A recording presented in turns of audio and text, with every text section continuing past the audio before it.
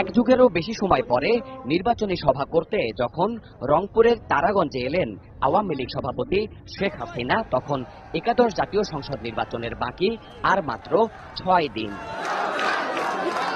বেলা 12:30টার কিছু পরে Taraganj degree college মাঠে আওয়ামী লীগের নির্বাচনী জনসভায় যোগ দেন বঙ্গবন্ধু কন্যা শেখ হাসিনা। রংপুর 2 আসনে নৌকার প্রার্থী আবুল কালাম মোহাম্মদ আহসানুল হক চৌধুরীর বিয়োগকে পরিচিত করে দেন ভোটারদের কাছে।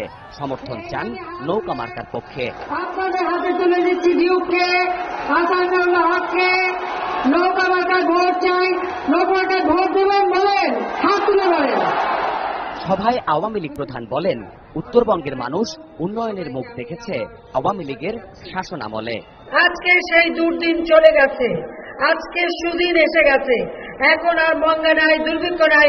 এখন প্রত্যেকটা মানুষের খাদ্য, চিকিৎসা, শিক্ষা, বাসস্থান সব ব্যবস্থা আওয়ামী লীগ সরকার করে দিয়েছে।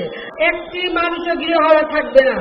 আশ্রয় প্রকল্পের মাধ্যমে আমরা ঘর বাড়ি তৈরি করে দিচ্ছি, প্রতি মানুষ চিকিৎসা পাবে।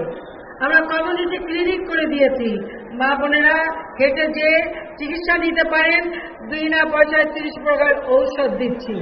শেখ হাসিনা বলেন, উত্তরবঙ্গের উন্নয়নের স্বার্থে আবারও নৌকা মার্কার বিজয় জরুরি। বিনা পয়সায় বই দিচ্ছি, বৃত্তি দিচ্ছি, উপবৃত্তি দিচ্ছি। নৌকা মার্কায় ভোট চাই, ইনশাআল্লাহ ভবিষ্যতে আবার আসবো। এই এলাকার মানুষের সার্বিক উন্নয়নের জন্য আরো অনেক প্রকল্প আমরা নিয়েছি। প্রত্যেকটা রাস্তাঘাট যাতে আরো উন্নতি হয় তার ব্যবস্থা নিয়েছি। সেই কাজগুলি সম্পন্ন করতে হবে, তার জন্য আমরা ভোট চাই। এরপর পীরগঞ্জে রংপুর 6 আসনে নির্বাচনী জনসভায় যোগ দেবেন বঙ্গবন্ধু কন্যা শেখ হাসিনা।